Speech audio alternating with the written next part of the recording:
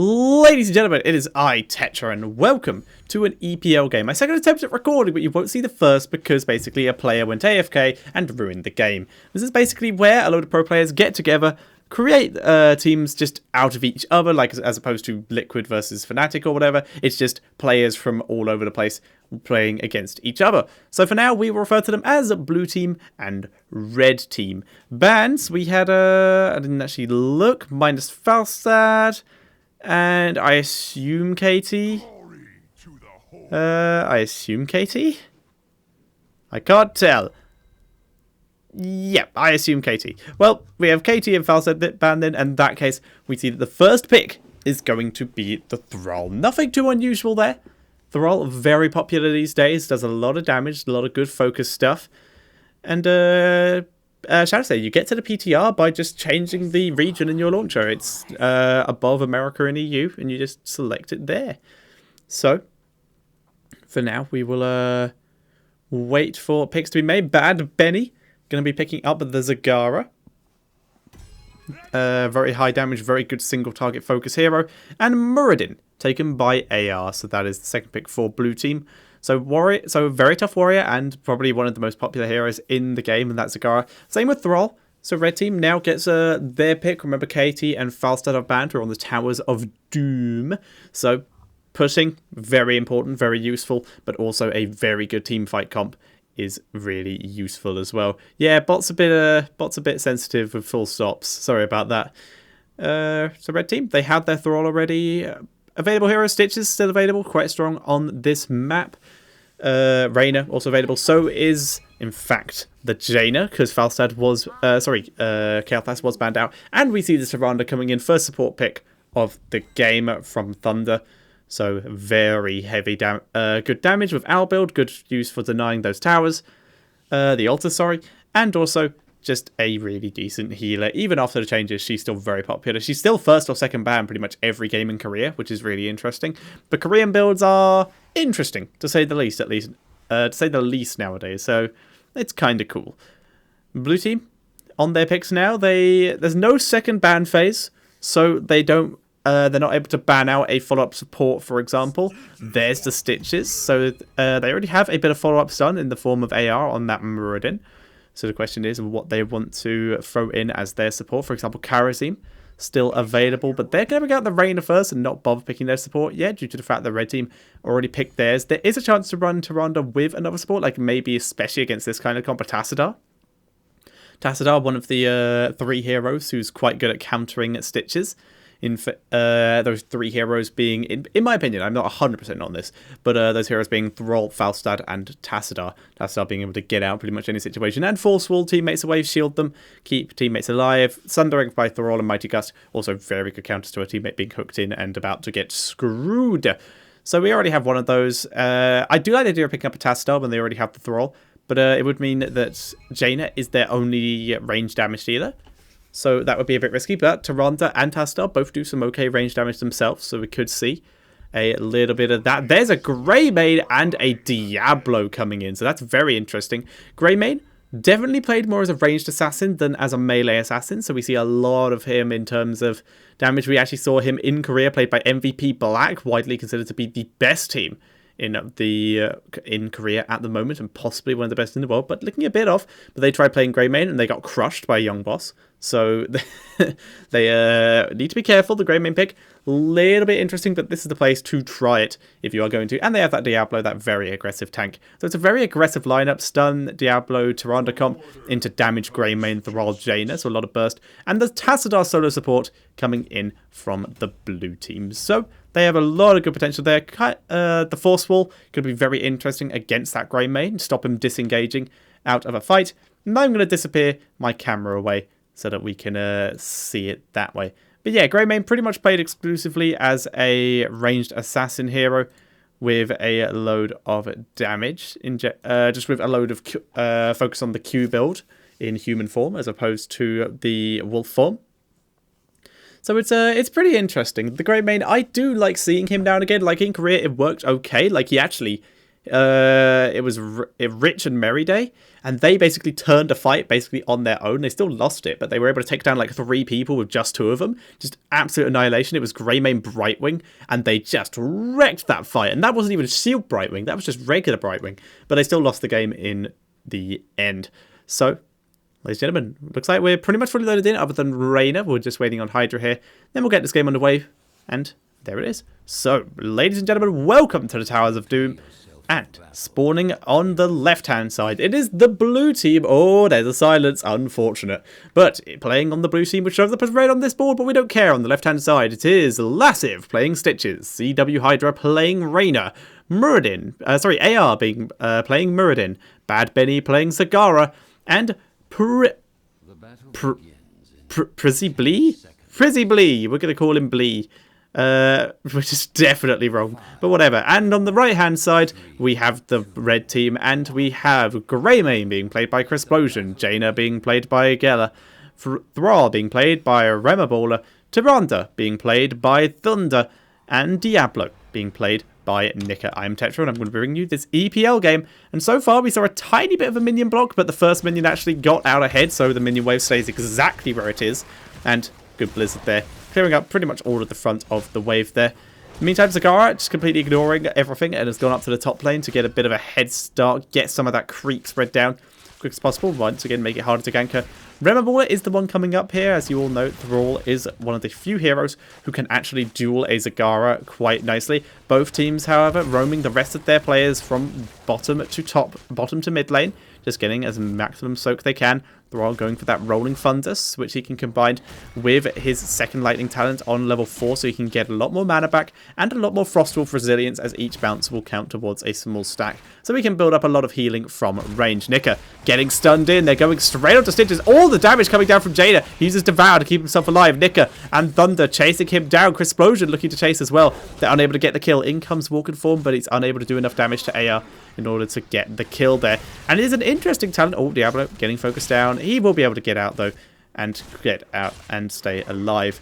So a very interesting talent coming in on level 1 from the Greymane. We see the Viciousness, so abilities refreshing the cooldown of his inner beast here, which does make a bit of sense when you're going with the Q build, but a lot of people are preferring that other talent on level 1, so that you can basically keep your cooldown permanently on 0, so that you have it whenever you're available. This one just allows you to keep it up a bit longer in the fights. Sagara getting focused out. She gets picked off, and that is first blood going over to the red team with the heavy stun comp and a huge damage coming out of Remaballer right now. However, first altar is spawning, and blue team have a huge advantage of having people actually at it. And as we can see, red team not even going to bother, just going to stay in the safe positions, going to keep pushing top lane, keep soaking it up, try and clear up some creep, and while getting the XP, because they know they can't get down there in time. So the first altar goes over to the blue team there, who are still able to soak XP, but they've fallen a little bit behind thanks to that kill, and thanks to the heavy push and the loss of XP in the top lane that red team have managed to cause. However, Diablo getting closed in on a big gank coming in. Muradin leading the charge. They find Thrall and pick him off. I would have thought it would be Nika. They hook in Thunder as well. Thunder able to escape barely, though. Heals Nika and via extension himself, and he is able to get out of there pretty nicely. And Cresplosion just holding this up. He takes Thick Skin on level 2, so not even taking the extra range on the Q there. So far, really avoiding that Q build that people seem to be seeing as so popular, and sticking quite walking heavy, which is weird considering we have the Thrall coming in. Gela just clearing up minions for the moment, getting a load of XP and keeping that lane safe. Red team keeping the lane very pushed up. Remaballer is back in lane, so he's going to be able to poke quite aggressively.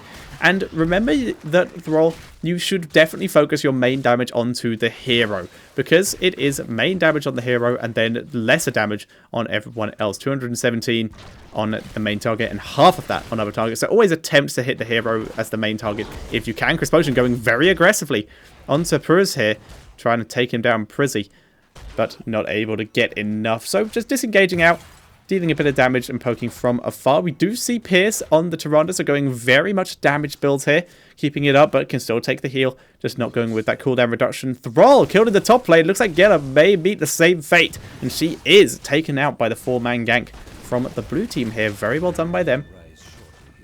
In the meantime, We're seeing red team getting the mid lane. They're losing top lane, but they were able to clear the entire mid lane. However, Stitches arrives in time to not miss any XP from this mid lane. So that is going to give blue team a big boost into this, and actually a big boost in XP, because they were a little bit behind a bit earlier on. Now we see them all roaming down, preparing to soak and fight for these altars. Mid and bot are the ones that are activating. And we'll see if either team can get it. Hook just misses Cresplosion, who at level 7 is taking. Hang on, we're seeing a very large scuffle. We see the follow through on the Thrall for the extra damage, who's chasing onto AR. But AR backed up here. We do see the Incendiary Elixir, so we're still going with at least that part of the Q build, but taking a little bit of Walk and Sustain just in case he does actually need to engage in, as opposed to that extra splash damage. So we can still poke, just not in as big an arc. Geller continuing to deny this. Bot also being contested over Zagara, poking from range. Nika just being tanky and denying it. Looks like he's going to give up on this, though, and come and help his team. For Explosion, pushing in here, but in comes the pull onto Geller, who's able to pull back out of this, though. Nika coming into the stun to try and interrupt people. They're focusing down Raider. He gets shielded by Tassadar, but the focus is very high. Hydra dropping super low. Reberballer chasing him down. Gets another shield from Tassadar. Raider gets rooted, and Reberballer is relentless, but Hydra staying alive, turning onto Reberballer, and they get the kill. Very nice turnaround. Cresplosion, though, was able to kill Zagara in exchange, but that's only a 1 for 3. Diablo and Jada killed off as well, and Cresplosion now being focused too. He will likely go down, tries to escape, and it turns a huge amount of damage onto Hydra and Prizzy, but unable to get the kill, and blue team will take that altar and keep control of the game, and to put themselves very close to that level 10 with currently a full level advantage. So very well played by blue team, keeping themselves quite a bit ahead. Having a look at some of the other talents, we do see the Tenderizer on the Stitches. He went for the standard build, but with the Tenderizer as opposed to Last Bite that we see a couple players taking. The Revolution Overdrive for Reyna, giving him that extra movement speed. Very standard talent that we see a lot nowadays. We'll also keep an eye on his Seasoned Marksman. And Tyrande went for that extra stun on the Lunar Blaze. So yeah, very much in favour of the damage build, keeping a lot of damage from afar. Stitches trying to catch someone in the bush. There is no one there. AR will see the camps being taken, though. He's going to try and hold it. Stuns Thrall in the backline. Cresplosion doing as much damage as he can. Blue team comes in and they do raid the camp. Nika being chased down here. He's able to back out, though, before he gets picked off. But it was a good choice for them to back away, as level 10 has been hit by blue team. We see the Putrid Bile from the Stitches. Hook just missing again. Hyperion from Raider. The Avatar from the Meridian. The Devouring Maw from Zagara. And the Force Wall coming in from Tastar. And we still have a full level to go. Coming in from Stitches getting flipped over, full level to go for red team before their heroics, and as such the Force Wall completely catching out Nick, and the Hook pulls him back as well. He's trying to escape, but this is relentless. He's one hit away from death. He gets out, but Zagara was killed off in the top lane by Geller, so this is actually going quite well for a team. Finally they're losing heroes, though. Down goes the Greymane. So it's a 1-for-1 trade there, but blue team able to push this fort as well. In comes Reberballer, though he has his heroic. There's the Sundering into the Apocalypse, doing huge damage. Raider gets taken out. Lassive gets focused down. The Force Wall will protect AR and Prizzy, but a huge engage from Reberballer there, turning this fight completely on his head. Ow, just misses Prizzy. He is able to survive here, and just in time for the altars to be taken by red team, putting themselves squarely back in this game. They're going to try and take a tower or two while they still have the advantage. So, having a look at some of the heroics they took, we saw the Sundering and the Apocalypse straight away. Shadowstalk for the Tyrande for the heal. Rigor Frost for Jada to combo with once again. And the Go for the Throat coming in from the Worgen Greymane so that he can get that extra damage. Nika is focused down, though nothing he can do about that, but he did have enough souls to revive straight away afterwards, so not a huge deal there. Able to stay alive quite nicely. Reberballer backing up because he's like, yeah, I don't want to be anywhere near this. Meantime, Cresplosion chilling in the top lane, just poking as best as he can. So, both teams just playing a little passively, looking for those snipes in any position. So both teams just clearing this stuff up. Nika and Lassive, the two warriors, chilling in the mid lane. Blue team sneaking both camps, though, and that's going to be super aggressive. They will both push bot lane, I believe. If they can get this camp as well. Nika sees Lassive around this area, and they're going to try and engage onto him, while the rest of blue team are distracted. The burst damage is huge from Jaina and the Greymane here, and they do go down. However, blue team are able to steal that camp as well. How they might die here. Hydra getting focused down. Reberballer chasing in. Tastar is the one who gets focused. Dimensional Shift does keep him alive for now, but this Force Wall is not enough to keep him alive. and he goes down. Hydra did get out though. Now red team had to spend a little bit of time clearing up these mercenaries. A couple already snuck through and got onto the keep, but they're able to clear up a huge chunk of them and block a very large amount of damage. Meantime, Zagara sneaking away this mercenary camp. Al does spot her, but I think they're too far. Actually, they might get there. Greymaine's on the way. They're going to try and get in there. And Crisplosion coming in. Does not get there in time. Throws out his Q for some extra damage, but does not really land it. Just going to do a bit of poking to AR and chase him out of there. Nika coming in. Nice dwarf toss from AR there to get out of that situation. Having a look at some of the other talents, we see the Relentless Leader. I've been calling this talent for a long time now that it's good. And finally, pros have been starting to pick it up. Gilla gets denied there. AR, though, in a bit of a risky position. Remoballer and Crisplosion chasing him down. But a huge amount of damage from that Hyperion. And the rest of the team forces Remoballer to back up. AR comes in. The altar was taken via red team. In comes the Apocalypse. Does a huge amount of damage again. But the more to counter it, blocks out a lot of the follow-up here in red team.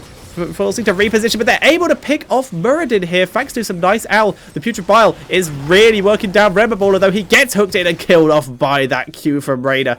So it is a 2-for-2 by both teams here, Diablo and Thrall, in exchange for Zagara and Muradin, and both teams were able to pick up their altars. So right now, blue team's still in the lead. They've worked down the red team core by quite a significant amount. But yeah, other talents, we do see that Relentless Leader. We see on the prowl, very unsurprising. We see almost every Greybane player picking this up. It's a very strong ability and makes a lot of sense with Viciousness. It makes a lot of sense with the other one as well, because you can keep that talent up for a very long time. You want to keep your Inner Beast up for a very long time, but with Viciousness, it is still quite cool. Al flies through. Didn't actually do a huge amount there, but gained vision for the red team, who are looking to move in. Lassive, though, delaying Nika, and that gives blue team enough time to pick up the mercenary camp, but unfortunately, it is in exchange for Lassive's life. However, revenge is being aimed at, but the nice Shadowstalk there keeps Geller alive. And we're having to see Muradin get a nice force wall from Tassadar, and that allows everyone to reposition safely. Zagara even able to sneak back up to the top lane to continue to push this. This camp will be killed off before it actually gets anything done, but still very nice of them to get it and deny it to red team, who are, however, going for a sneaky play here. Sneaky and very risky. They're able to grab it. They even find AR there, but AR able to jump to freedom. The Sundering, though, catches Muradin, does not hit Hydra. Muradin gets worked on. Literally just wailed down to 0, and he gets picked off. And that is really bad timing for blue team, as red team are 100% going to be able to pick up their own altar, but they may even, with this man advantage, be able to raid the blue team altar. Thunder even denying the first capture attempt. And there we go, Greymane finishing capturing the red team altar, and now they're making the move. Lassive misses the hook. The Maw only hits one person. Remoballer able to do a lot of damage, repositioned by that Maw, though, and there's a huge engage onto Lassive, who pops the Bile and not hit by the Apoc. In fact, I don't think anyone was. Jada has been picked off in the backline by the Hyperion as well. Nika getting focused down. He will die here. Crisplosion gets pulled in. He's gonna die. Pulls into Morgan Form to try and get some burst, but he gets wiped. So both teams, we're going to see blue team able to grab this, and they will continue to keep their lead in this game. And they're about to hit their level 16s. A little bit of lag there. Not entirely sure what caused it, but very nice play by blue team. Able to tank that up and really get a good turnaround in that fight. Thunder with a very nice shot there with that lunar flare, but not able to land a kill on it due to the shields coming in from Tassadar.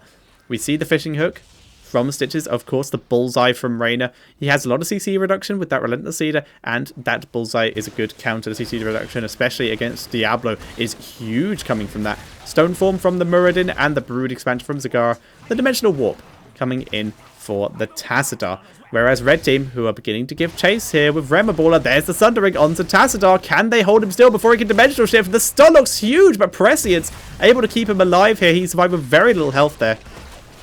And Tassadar able to get out. In comes Greymane, but the Force Wall's amazing, trapping the two melee assassins there. But they're able to get out the fishing hook, just missing Remoballer, who's continuing to poke from range with the lightning, gaining his Frostwolf Resilient stacks. Stun lands on Raider, but his Resilient leader, Relentless Leader, sorry, able to keep him alive. Greymane did in fact take that concentrated blast, so he's gone for just an alteration on the Q build with a bit of sustain in walking mode. We see the Northern Exposure, that vulnerable talent. We see Diablo getting hooked in. He has imposing presence, so he's able to tank quite a bit of Reyna's damage. and get out of there. Thrall with that forked lightning going very much into a lightning build, so he's got an extra stack there so he can poke even more from range. Not helping him out here though, as he does get focused down by a combination of Mutas and Raider and killed off here. Nika getting force walled out. In comes Lassive with that putrid bile. The Maw catches Jada. She is dead, and so is Nika. Blue team taking this fight, and they will also grab the fort. Greymane, however, has charged down to the bot lane. The Shrine too far away, though, for him to sneak in and grab. All he can really do is just push this lane up and make sure that he can maybe at least attempt to take back the fort. But no, he has to reposition himself to the mid lane to try and defend. Able to get quite a bit of damage out. Keeping, not even using his inner beast yet, just saving his mana. Just poking from range as best he can. And just using his Q without the inner beast to get hooked in, but able to pull back. Takes a lot of damage from Raider, who chases very aggressively. But Crisp Motion survives. Tassadar was snuck down to the bot lane and got that ulti there. So a huge amount of damage. And they're able to keep control of the game. Nika getting force walled again, but there's not a huge amount of follow-up damage. Hydra, like we said, that relentless leader, able to push back Nika, so there's not a huge amount of follow-up. The Sundering, though, does land. But once again, Hydra, that relentless leader, already off cooldown. He gets a bit of healing, getting chased down here. This Apocalypse hits Tassadar here, who is in serious trouble. Hydra gets hit by the lightning, but he's shielded by Tassadar to keep him alive. And Tassadar, Prescience, once again, keeping him alive. And the turnaround is coming. Reberballer getting dropped very low here by AR, and Reberballer gets taken down. So does Nika. And this fight once again turned in the late game via the blue team. They're able to take down Geller as well. Crisp Motion, the only one to stay alive. And blue team looking very dominant right now, looking really, really impressive, and they're going to be able to take this mercenary camp, and they will probably be able to maybe work this down in time to guide that camp through. They're going to try, at least. They're going to try and burst this down before the camp gets there to allow it to work its way onto the core. It's getting very close, though. And the force wall from Taz to delay it, and they do. They take it down. One Goblin Sapper did sneak its way through, but that force wall from Taz to delay the camp so that these two at least will go onto the core, and they now have all three forts. So if these two get forward, they can get 2 more shots. There are the 2 shots, and if they get 1 more from the core, but no, Greymane was able to take back top 4, saving the game for the red team at the moment, keeping them alive barely. But with 3 altars on the map, this is looking like an insurmountable feat for red team. They're coming in. They don't have their 20s. Level 20 is available for the blue team. We see that Hardened Shield, that Nexus Frenzy on the Reign of Rewind for the Muradin. Bolt of the Storm for Zagara, and Tastar has yet to even pick. Blue team taking a bit of damage. Crisp Motion desperately trying to do any damage he can. And in comes the Sundering. It is good. Down goes Zagara. Last team getting focused. Crisp Motion disengaging, but he still gets picked off in the end by Zagara. And the huge stun comes in. The Apocalypse doesn't land on too many. Hydra staying alive. Nika trying to chase down, but a relentless leader pushes him back and keeps him alive. 2 versus 4. Down goes Stitches, but Reberballer getting focused out by Raider. He gets picked off, and now it is just Thunder. Down he goes, and that is 3 heroes, 3 altars available for blue team, and that is going to be GG. And blue team will take this game in the EPL. Very well played by them. The Greymane, though, very impressive performance. Very cool to see. He did very well on the hero damage and actually didn't die as much as some of the other players on his team. So we'll be really interested to see more games in the future. So guys, thank you very much for watching, and I will see you all next time.